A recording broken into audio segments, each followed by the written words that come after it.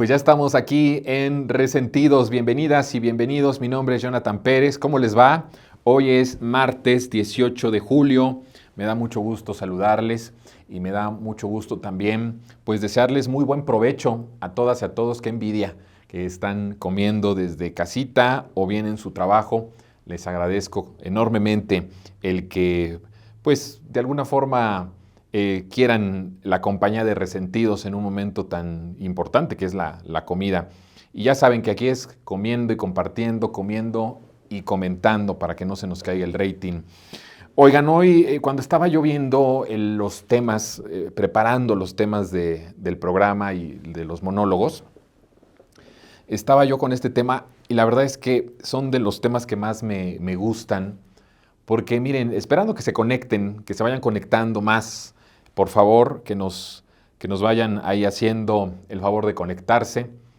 Y porque es un tema muy importante diría yo que es de las cosas más históricas e inéditas que en un país con las características de México y con las problemáticas que tiene México, los jóvenes apoyen a su gobierno. Es que miren, esto es algo que no se ve en ninguna parte del mundo, diría yo. Incluso en los países que están más acostumbrados a estados de bienestar y acostumbrados a una media de bienestar, digamos, pasable, es muy poco probable que un sector juvenil, que diríamos puede abarcar desde los 18 años, que son la edad de votación oficial en nuestro país, hasta, por decirlo así, los 35, 36 años, es muy poco probable que este sector de la población en el mundo apoye al presidente en turno. Y son de esas cosas que suceden y que son inéditas. Este gobierno de la Cuarta Transformación es un gobierno de acontecimientos inéditos y acontecimientos históricos. Es un gobierno que va a pasar a la historia por lo inédito y lo histórico de lo que hizo.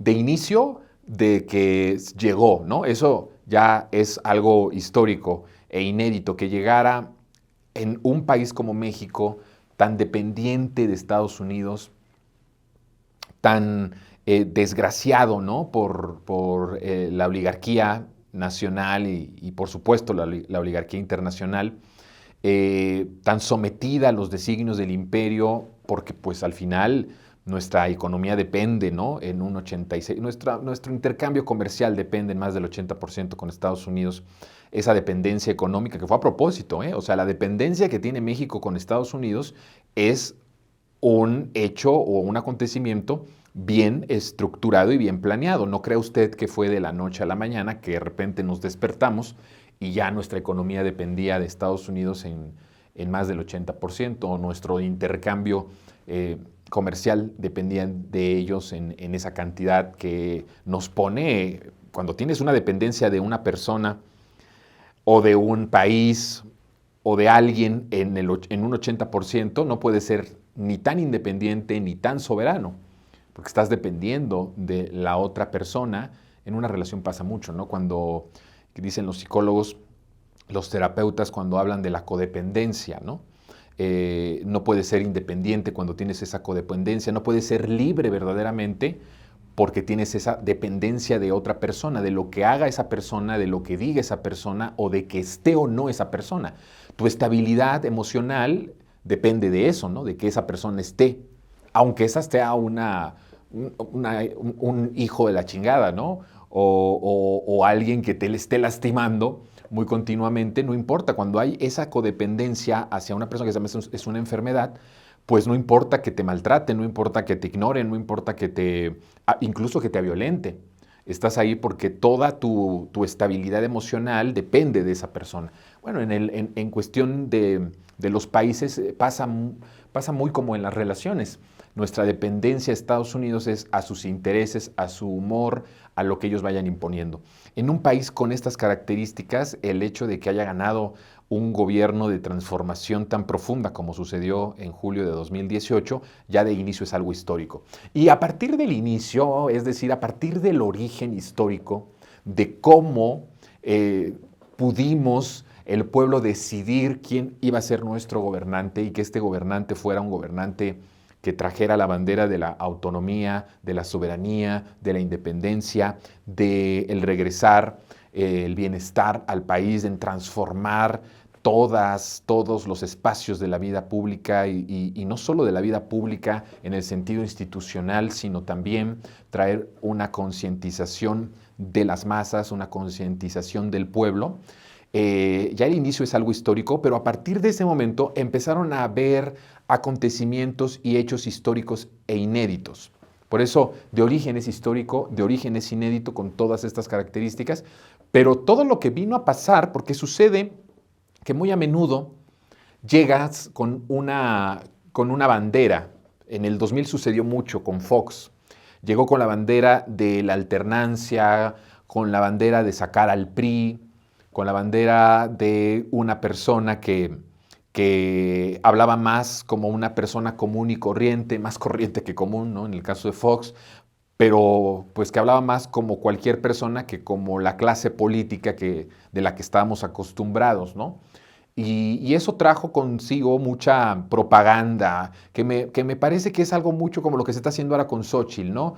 Esa propaganda a favor muy forzada, queriendo ponernos una fachada, queriéndonos poner una mentira, una fabricación de una campaña para que ahora sí nos convenzamos de que ellos también quieren a los indígenas, de que también quieren a las mujeres, de que también quieren a los que tienen tez morena, que también quieren a las personas que vienen de abajo, pero que todo es una farsa, que todo es una fachada.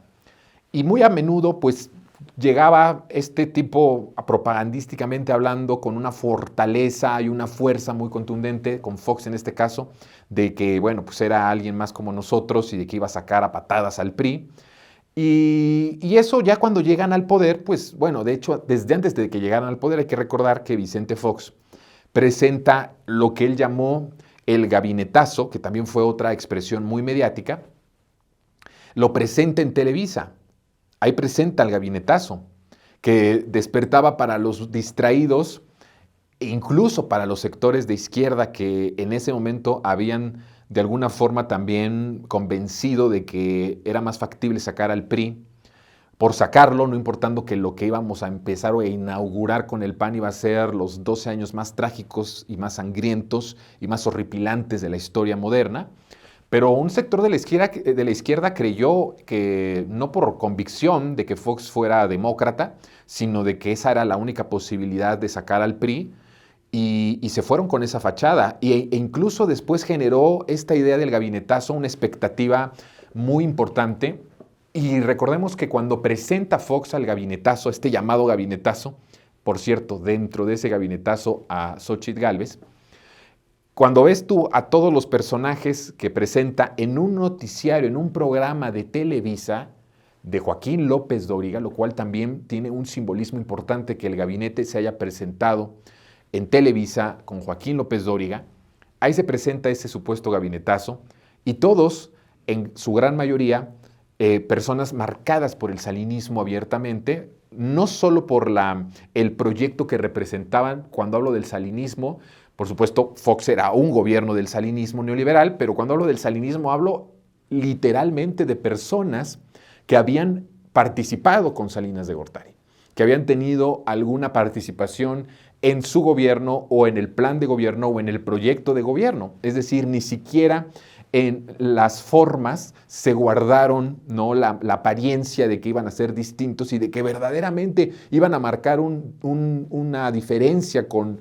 lo que ellos decían era su propósito, ¿no?, sacar al PRI para siempre de los pinos. Bueno, cuando había mucha expectativa, se logra el triunfo, que yo vuelvo a decir, fue un pacto, un pacto que ese pacto se había ya hecho desde el momento del FOBAPROA, o sea, fue un pacto que se amarró con el FOBAPROA. Ya conté yo la historia de cómo sucedió ese capítulo, también de los capítulos más horrorosos y perversos de nuestra historia.